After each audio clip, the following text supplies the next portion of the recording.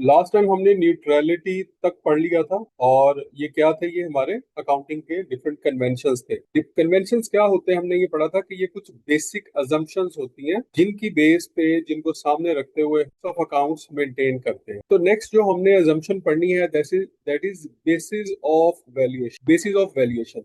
अच्छा जी, क्लास को स्टार्ट करने से पहले मैं आपको बता दूं कि आज हमारा फाइनेंशियल अकाउंटिंग का थर्ड डेमो लेक्चर है। तो जो हमारे रजिस्टर्ड स्टूडेंट्स हैं उनको हम नोट्स भी प्रोवाइड कर रहे हैं। ठीक है, नेक्स्ट वीक से उनके मॉक टेस्ट भी स्टार्ट हो जाएंगे। डेली बेस पे एक टेस्ट हुआ करेगा, और उसके अलावा जो है वो हम उनको लेक्चर्स भी प्रोवाइड किया करेंगे। अभी चूंकि सब लोगों को शेयर कर रहे हैं, लेकिन नेक्स्ट जो वीक है उससे हम सिर्फ रजिस्टर्ड स्टूडेंट को ये प्रोवाइड किया करेंगे। तो अगर आप में से कोई हमारे साथ रजिस्टर्ड होना चाह रहा है तो 0315 ये नंबर है हमारा एडमिन का, इनसे रब्ता कर सकते। अच्छा जी, बेसिस ऑफ वैल्यूएशन क्या है? Items in the financial statements can be valued under a number of base. ठीक है, आप एक आइटम है ना, आपकी बैलेंस शीट के अंदर आपने लिखा हुआ है, आप उसकी कौन सी वैल्यू लिखेंगे?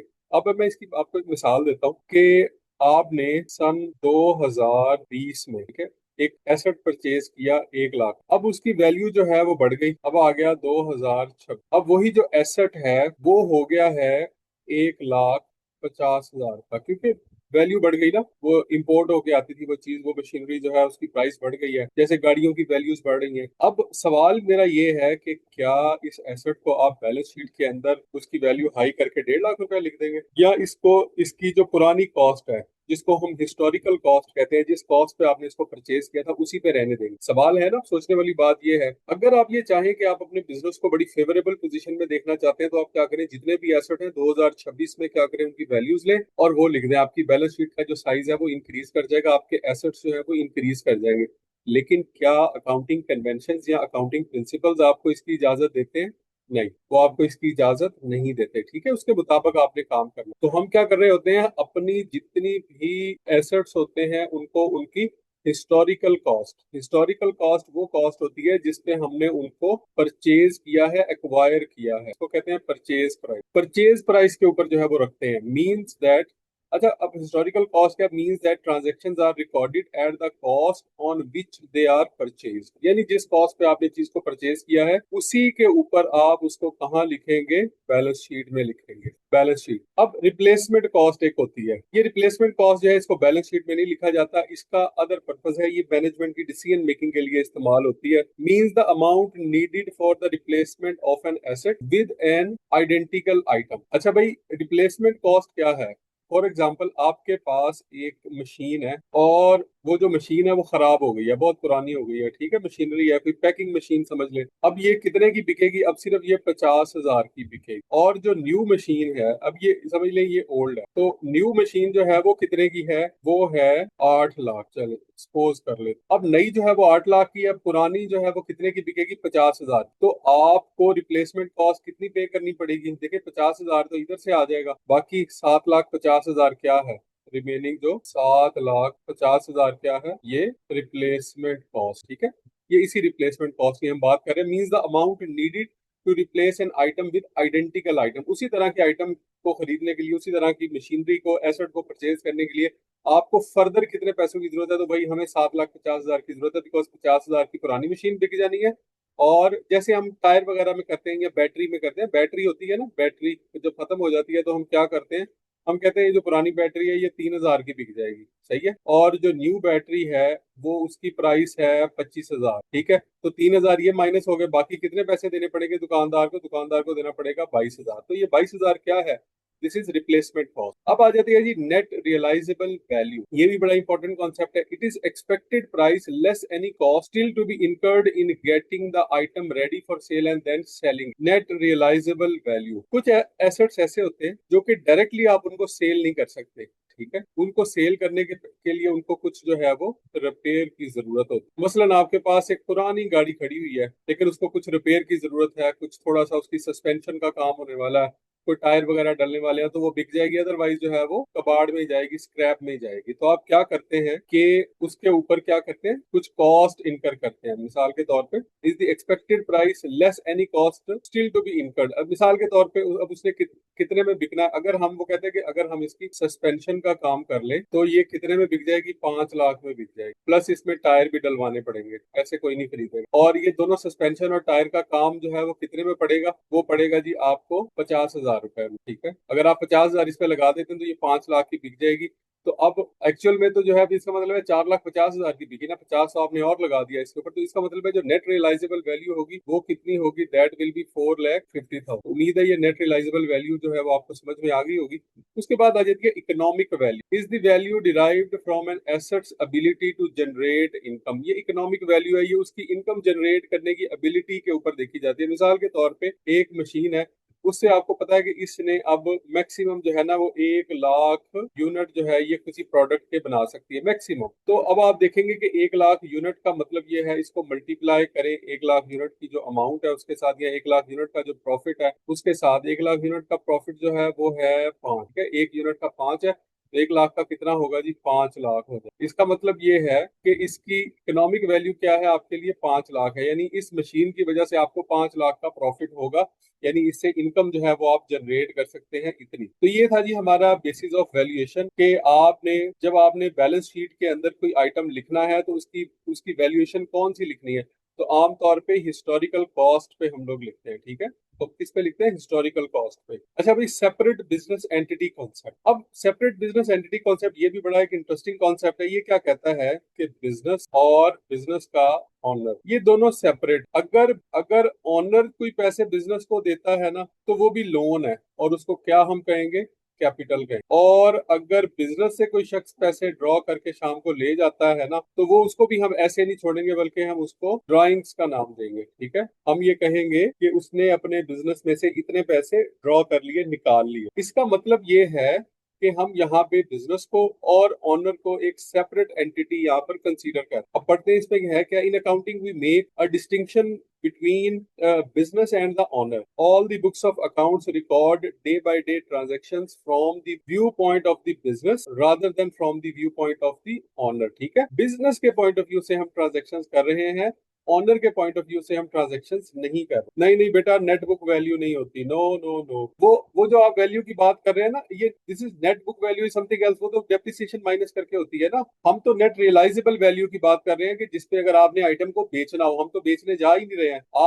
आप इसको ना ये आगे हम पढ़ेंगे वो डेप्रिसिएशन वाले जब हम चैप्टर पढ़ेंगे तो उसके अंदर हम पढ़ेंगे कि अगर एसेट में से जो है वो उसकी डेप्रिसिएशन माइनस की जाए तो क्या बचता है। तो आप जो है ना उसको उस के साथ कंफ्यूज ना करें, वो दैट इज समथिंग एल्स। वो नेट रियलाइजेबल वैल्यू नहीं होती, वो नेट बुक वैल्यू और चीज होती है, नेट रियलाइजेबल वैल्यू और चीज होती है। यस अच्छा भाई, सेपरेट एंटिटी कॉन्सेप्ट हमने बता दिया कि बिजनेस जो है वो सेपरेट है, ठीक है, और ऑनर जो है वो एक सेपरेट है। अब देखिए जी एग्जांपल क्या है। For instance, a person invest ₹1 lakh into the business, it will be treated as business borrowed that much money from the owner. के बिजनेस ने ये पैसे जो है वो ऑनर से बारो किया और उस पैसे को कैपिटल कहा जाता है। इसका मतलब ये है कि ऑनर जो पैसे इन्वेस्ट करता है बिजनेस के अंदर उसको क्या कहा जाता है, कैपिटल। ठीक है, और ऑनर जो पैसे वापस लेता है उसको क्या कहा जाता है, उसको ड्राइंग्स कहा जाता है। द बुक्स ऑफ अकाउंट्स, ठीक है जी। Similarly the owner withdraws some amount from the business, it is shown as drawings in the books of accounts of the business. तो फिर इसको एज ए ड्राइंग शो किया जाएगा। ठीक है, उसको क्या किया जाएगा, एज ए ड्राइंग शो किया जाएगा। इसका मतलब है कि उसकी बकायदा एंट्री पास की जाएगी। ठीक है, उसका अकाउंटिंग ट्रीटमेंट होगा, उसको ऐसे नहीं छोड़ा जाएगा कि अच्छा चूंकि ये मालक है चलो खैर है कोई बात नहीं, हम इसका ट्रीटमेंट नहीं करते, इसको ऐसे ही अनट्रीटेड छोड़ देते हैं, ऐसा नहीं होगा। उसके बाद है जी मनी मेजरमेंट कॉन्सेप्ट। ये भी एक इंपॉर्टेंट कन्वेंशन है। In accounting only those business transactions are recorded which can be expressed in terms of money. It is very very important concept कि आप अपनी इनकम स्टेटमेंट में हो या बैलेंस शीट हो, उनके अंदर आप वही चीजें लिखेंगे, इनकम स्टेटमेंट या बैलेंस शीट के अंदर वही चीजें लिखेंगे जिनको आप पैसों में मैयर कर सकते हैं। ठीक है, अब देखें क्या क्या कुछ लिखा होता है। आपने अपना स्टॉक लिखा होता है, आपने मशीनरी लिखी होती है। ठीक है, कभी आपने देखा कि स्टॉक के आगे आपने लिखा हो कि 2 kg, ऐसा तो नहीं लिखा होता, बल्कि आपने लिखा होता है उसकी अमाउंट, अमाउंट जितनी भी है। फॉर एग्जांपल अगर 2,000 है तो वो 2,000 ही लिखा होगा। इसी तरह मशीनरी के सामने आपने जो है वो कभी ऐसा तो नहीं हुआ कि आपने लिखा हुआ हो पैकिंग मशीन बैलेंस शीट, बल्कि उसकी वैल्यू लिखी होती है, उसमें लिखा होता है आपने कि जी ये मशीनरी जो है वो हमारे पास 1 लाख रुपए, ठीक है, कितने की है जी, 1 लाख रुपए। अब in other words a fact और ट्रांजेक्शन और happening which can not be expressed in terms of money is not recorded in the books of accounts, ठीक है। एक ऐसी चीज, एक ऐसी ट्रांजेक्शन, एक ऐसा फिनोमिना जिसको आप पैसे में ट्रांसलेट नहीं कर सकते, ठीक है, जिसको आप पैसे में ट्रांसलेट नहीं कर सकते, मनी की फॉर्म में नहीं लेके आ सकते, उसको आप अपनी फाइनेंशियल स्टेटमेंट्स का हिस्सा नहीं बना सकते, ठीक है, उसको आप अपनी फाइनेंशियल स्टेटमेंट का हिस्सा नहीं बना सकते। मिसाल के तौर पे कोई बंदा ये कहे कि मेरी जो है ये स्किल है, ठीक है, कि मेरा जो फार्मूला है, जिस फार्मूले के साथ मैं कोई डिश बनाता हूँ वो बहुत जबरदस्त है, सही है, तो मैंने उस डिश का जो जो मेरी स्किल है, सही है, ये मेरी स्किल है, या इसको मैं कहता हूँ सीक्रेट फार्मूला, इसकी वैल्यूएशन वो कहता है कि जी मैं कर रहा हूँ 5 करोड़, वो कहता है कि ये मैं इसको बैलेंस शीट में लिख देता हूँ, तो क्या इसको लिखा जा सकता है? नहीं लिखा जा सकता। ऐसे तो हर कोई जो है वो अपनी इस तरह की स्किल्स निकाल के उसको बैलेंस शीट में लिखना शुरू कर दे और बैलेंस शीट को भर दे ताकि वो लोगों को दिखने में फेवरेबल नजर आए, तो नहीं, तो जो स्किल है क्या उनको आप मनी में काउंट कर सकते हैं? पॉसिबल नहीं है, ठीक है, बहुत मुश्किल है। तो इसका मतलब ये है कि हम क्या करेंगे, इसको नहीं लिखेंगे। तो ऐसी कोई भी चीज जिसको मॉनिटरी टर्म्स में मैयर नहीं किया जा सकता उसको हम कभी भी बैलेंस शीट का या इनकम स्टेटमेंट का पार्ट नहीं बनाते। आई होप आपको ये समझ आ गया होगा। उसके बाद आ जाता है जी डुअल एस्पेक्ट कॉन्सेप्ट या डुअल एंट्री सिस्टम, इसको कहते हैं। कहते हैं जो भी आप फाइनेंशियल ट्रांजेक्शन होती है ना उसके दो इम्पैक्ट आते हैं, ठीक है, उसका ट्रीटमेंट जो है वो दो जगह पे होता है। अब कैसे? Financial accounting records all the transactions and events involving financial element, ठीक है, कोई भी जितने भी फाइनेंशियल ट्रांजेक्शंस होती हैं वो हम फाइनेंशियल अकाउंटिंग के थ्रू रिकॉर्ड करते हैं। Each of such transaction required two aspects to be recorded. अब कहते हैं कि इस तरह की जितनी भी ट्रांजेक्शंस है ना उनको रिकॉर्ड करने के लिए जो है हमेशा क्या होते हैं, दो एस्पेक्ट्स होते हैं, ठीक है, दो एस्पेक्ट्स होते हैं। मिसाल के तौर पे आपने परचेज किए हैं मशीनरी, अगर आपने मशीनरी परचेज किया तो इसका क्या इम्पैक्ट होगा? इसके हमेशा दो इम्पैक्ट होंगे। क्या? एक तो आपका कैश जो है वो रिड्यूस हो गया, सही है, जारी बात है, आपने मशीनरी परचेज की तो कैश आपका रिड्यूस हो गया। और दूसरा एसेट, दूसरा क्या हुआ कि आपका आपका एक एसेट, कौन सी? मशीनरी, वो हो गया इंक्रीज। समझ आई? हर ट्रांजेक्शन के दो एस्पेक्ट, हर ट्रांजेक्शन के दो एस्पेक्ट है। एक और एस्पेक्ट देख लेते हैं, एक और मिसाल। फॉर एग्जांपल आपने कुछ चीजें सेल सेल करने से क्या होगा? एक तो आपका सेल वॉल्यूम इंक्रीज हुआ और दूसरा क्या हुआ, आपके पास कैश जो है वो भी इंक्रीज हो, ठीक है। एक तो सेल्स का वॉल्यूम इंक्रीज हो गया और दूसरा क्या हो गया, कैश भी इंक्रीज हो गया। इसका मतलब ये है कि आप कोई भी ट्रांजेक्शन जो है उसके दो इम्पैक्ट जो है वो रिकॉर्ड करेंगे, हर ट्रांजेक्शन के दो इम्पैक्ट रिकॉर्ड। इसी को जो है वो डबल एंट्री सिस्टम कहा जाता है। The recognition of these two aspects of every transaction is known as dual aspect concept or double entry. According to this concept every business transaction has a dual effect. Very very important line, हर business transaction के दो effect होते हैं, हर business transaction के दो effect होते हैं, जहन में रखिएगा। उसके बाद आ जाता है accounting period concept. This concept requires that the life of the business should be divided into appropriate segment for studying the financial results shown by the enterprise after each segment. तो कहता है कि जिसको ये कॉन्सेप्ट ये कहता है कि हमें ना कोई पीरियड डिसाइड करना चाहिए जिसके बाद हम बिजनेस के जो फाइनेंशियल रिजल्ट्स हैं उनको स्टडी करें। आप स्कूल में पढ़ते हैं या कॉलेज में पढ़े होते हैं ना, तो वो क्या करते हैं, पहले 3 मंथ्स के बाद आपके टेस्ट होते हैं, फिर 6 मंथ बाद जो है वो टेस्ट होने शुरू हो जाते हैं, सही है, फिर 9 मंथ्स जब आप पढ़ते पढ़ते आपको हो जाते हैं, ठीक है, फिर आपके टेस्ट होते रहते हैं, और फिर जब आपको 12 मंथ यानी 1 साल होता है पढ़ते पढ़ते, तो फिर आपके फाइनल एग्जाम आ जाए। किस लिए होता है ये सारा कुछ? ये जानने के लिए कि आप कितना अच्छा पढ़ रहे हैं, पढ़ भी रहे हैं कि नहीं पढ़ रहे, ठीक है। तो क्या हुआ है कि आपके लिए एक टाइम पीरियड डिसाइड किया कि एक क्लास में आपने कितने टाइम लगाना है, आपने 1 साल लगाना है, सही है, नंबर वन। और उसके अंदर भी हमने उसको डिवाइड किया कि हर 3 3 महीने के बाद हम टेस्ट भी करेंगे कि आप पढ़ भी रहे हैं कि नहीं पढ़ रहे, ठीक है। तो इसका क्या फायदा होता है? इसका फायदा ये होगा कि हमें आपकी परफॉर्मेंस को ट्रैक करने में, बच्चे की परफॉर्मेंस जो स्कूल के अंदर पढ़ रहा है उसकी परफॉर्मेंस को ट्रैक करने में हेल्प मिलती है कि क्या ये बच्चा वाकई पढ़ रहा है या स्कूल में ऐसे अपना टाइम जाया करके वापस आ रहा है। Same goes with organisations and businesses, ठीक है, बिजनेसेस भी ऐसे ही होते हैं। तो उसमें भी हमने एक टाइम पीरियड डिसाइड किया हुआ है, वो है 1 ईयर। अच्छा, कुछ बिजनेसेस के अंदर जो है ना ये क्वार्टरली रिक्वायरमेंट भी होती है, अपना क्वार्टरली जो प्रॉफिट है ना वो आमतौर पर शो करते हैं, लेकिन हर बिजनेस के लिए ये जरूरी नहीं होता। बैंकिंग बैंकिंग सेक्टर के अंदर ये होता है कि अपना वो क्वार्टरली प्रॉफिट भी उनको बताना होता है, ये रिक्वायरमेंट है। लेकिन हर बिजनेस के अंदर जो है वो ऐसा नहीं होता। आमतौर पे जो है वो अपना जो प्रॉफिट कंपनीज अनाउंस करती हैं वो कब करती हैं? At the end of the year. तो अकाउंटिंग पीरियड कॉन्सेप्ट क्या है? This concept requires that the life of the business should be divided into appropriate segments for studying the financial results shown by the enterprise. साल बाद जो है वो हम क्या करते हैं? उसकी इनकम स्टेटमेंट बनाते हैं। दूसरा क्या करते हैं?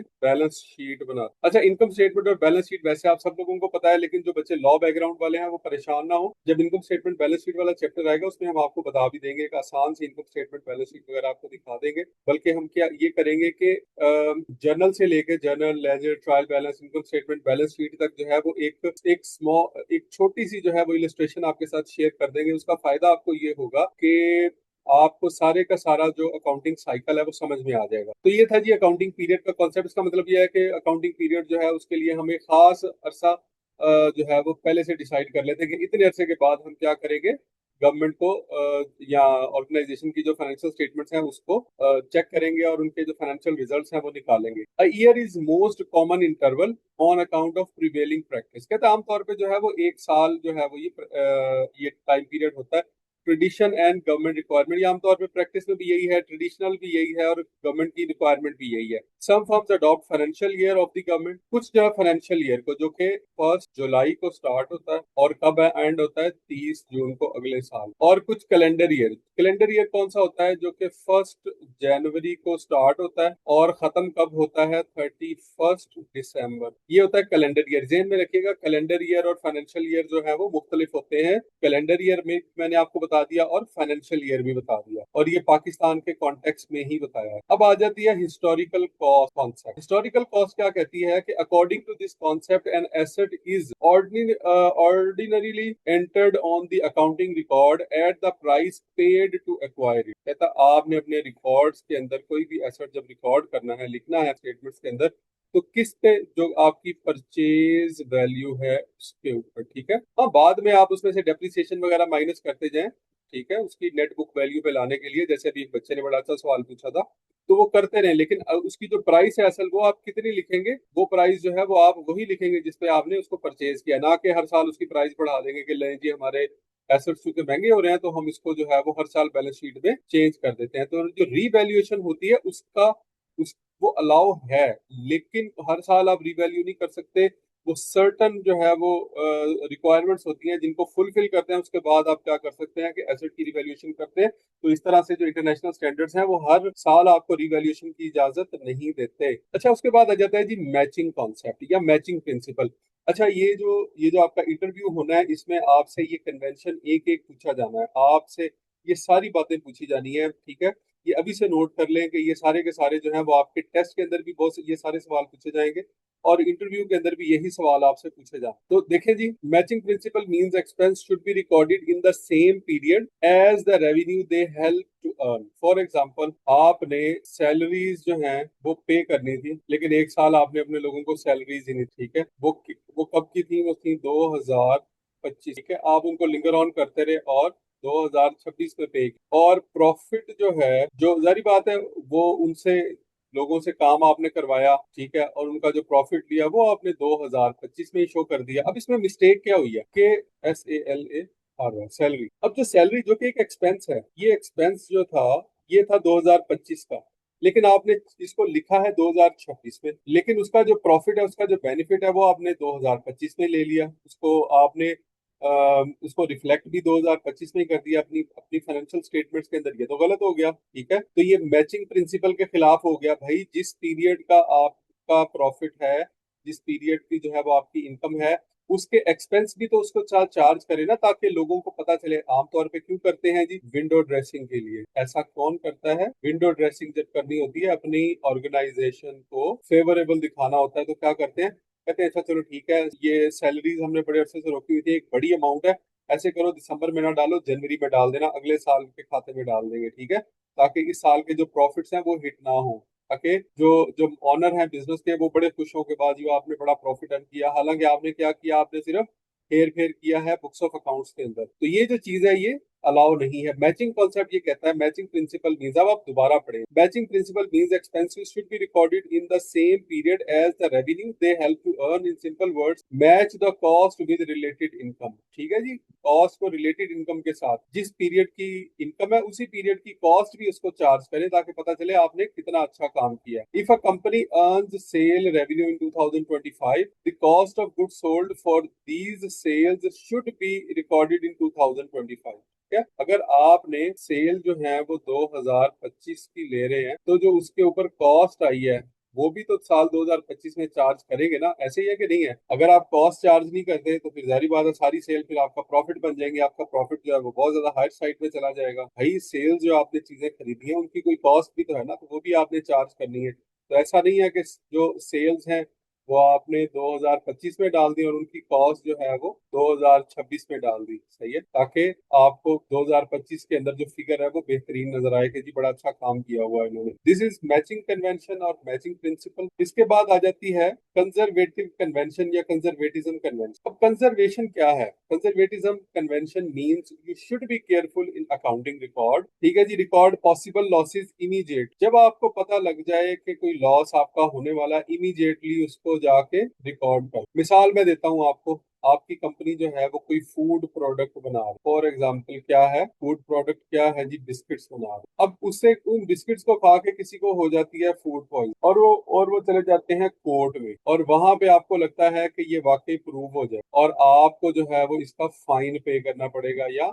कोर्ट आपको डैमेजेस पे करने का कहेगी। अब आपको पता है कि उन्होंने आपके ऊपर जो है वो 5 लाख या 10 लाख कर लेते हैं जी, 10 लाख का हर्जाने का दावा कर दिया है, और आपको ये लग रहा है कि ये आपको जो है ना पे करना ही पड़ेगा 10 लाख। तो भी अगर आपने नहीं भी किया तो फौरी तौर पे इमीडिएटली उसको रिकॉर्ड कर लो। उसकी वजह क्या है? रिकॉर्ड पॉसिबल लॉसेस, जो आपको लग रहा है कि ये लॉसेस जो है वो हमें हो सकते हैं, फौरी रिकॉर्ड कर लो। But record profits only when they are certain. Profit आपने उस वक्त तक नहीं लिखना जब तक वो सर्टन नहीं है। इसी तरह अगर आपने किसी पे केस किया है, सही है, आपने अगर किसी पे केस किया हुआ है या कोई और आपको जो है वो बेनिफिट होना है, तो आप उस वक्त तक नहीं उसको रिकॉर्ड कर सकते जब तक आपको श्योर ना हो जाए कि हाँ अब ये पैसे मुझे मिल जाने हैं, सही है।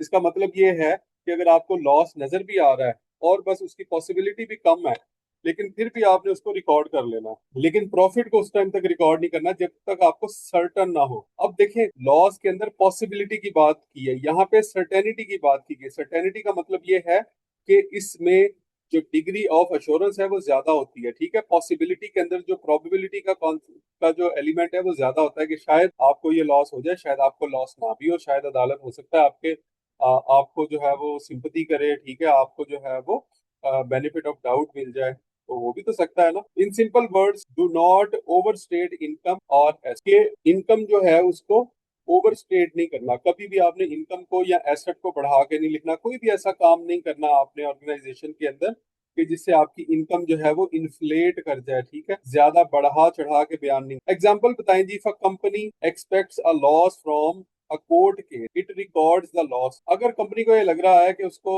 एक कोर्ट केस के अंदर जो है वो लॉस होगा, लॉस का क्या मतलब है, उसके ऊपर फाइन हो जाएगा, कोर्ट उसको जुर्माना कर देगी, वो फौरी तौर पे उसको रिकॉर्ड करेगी। But if expects to win the money from the case, it record the gain only after it actually wins. तो लेकिन अगर कंपनी को ये लग रहा है कि किसी केस, उसने भी किसी और पे केस किया हुआ है, वहां से उसको कोई पैसे मिलने हैं, तो कंपनी उस वक्त तक उसको अपनी बुक्स ऑफ रिकॉर्ड्स में जो है उसको रिकॉर्ड नहीं कर सकती जब तक जो है वो एक्चुअली वो पैसे विन नहीं कर जाता, ठीक है।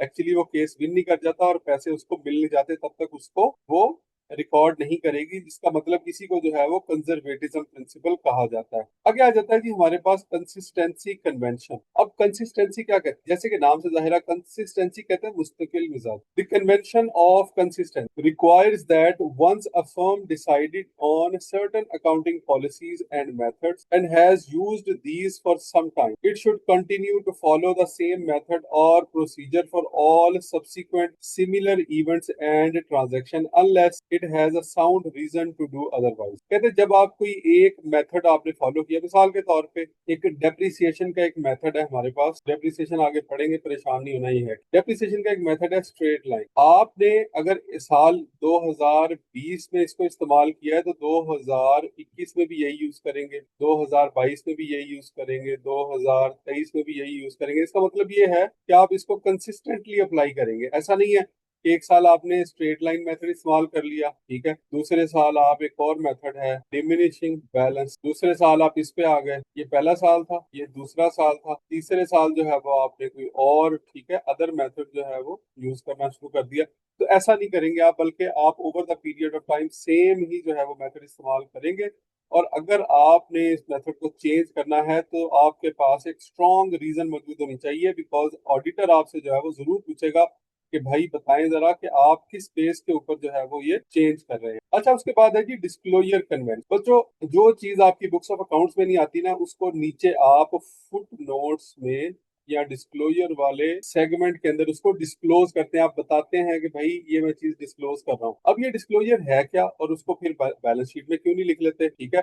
मिसाल के तौर पे अगर ऑर्गेनाइजेशन पे कोई सू फाइल हुआ है या केस फाइल हुआ है कोर्ट, सही है, और उसे लग रहा है कि ऑर्गेनाइजेशन को 1 करोड़ का जो है वो हर्जाना पे करना पड़ेगा, तो उसको चाहिए कि वो डिस्क्लोजर वाला जो सेगमेंट है वहां पे जाके इसको लिखे कि भाई कंपनी के खिलाफ जो है वो एक केस फाइल हुआ था और उसमें 1 करोड़ उसको पे करना पड़ सकता है।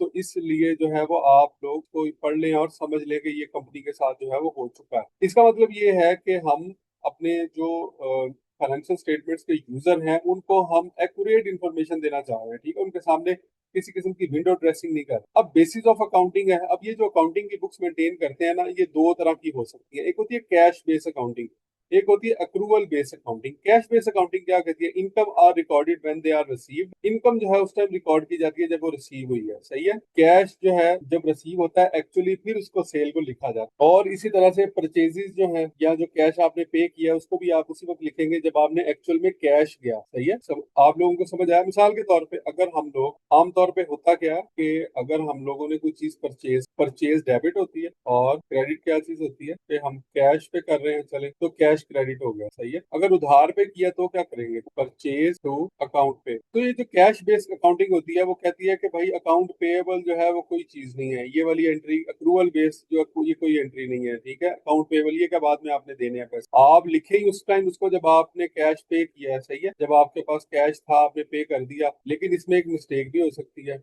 वो क्या मिस्टेक है, इसमें एक गलती भी होती है कि हो सकता है कि आपने जो परचेज की है चीजें वो 2025 में की है और कैश आपने पे किया है 2000, ठीक है। तो जो परचेजेस हैं वो तो फिर गलत, और कैश भी जो है वो गलत साल के अंदर जो है वो आप चार्ज कर देंगे। इसका मतलब ये है कि इसमें मिस्टेक के चांसेस बहुत ज्यादा है।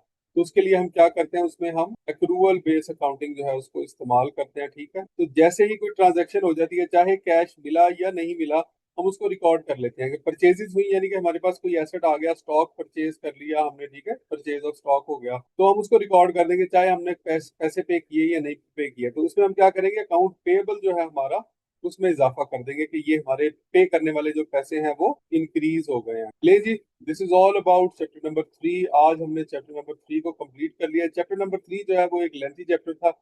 इसके बाद वाले जो चैप्टर हैं वो बहुत ही छोटे छोटे हैं। आई होप कि आज के इस लेक्चर की आपको समझ आई होगी। अगर किसी बच्चे को समझ नहीं आई है तो वो कमेंट सेक्शन में पूछ सकते हैं, एडमिन के नंबर पे मैसेज कर सकते हैं, मुझे भी डायरेक्टली मैसेज करके पूछ सकते हैं, ठीक है। तो कोई भी आपका सवाल है जो कि आपको समझ नहीं आ रही है तो वो आप जो है वो बिला झिझक मुझसे समझ, तो अपना जो फीडबैक है वो हमें जरूर बताइएगा। Wish you all the best. अल्लाह हाफ़िज़।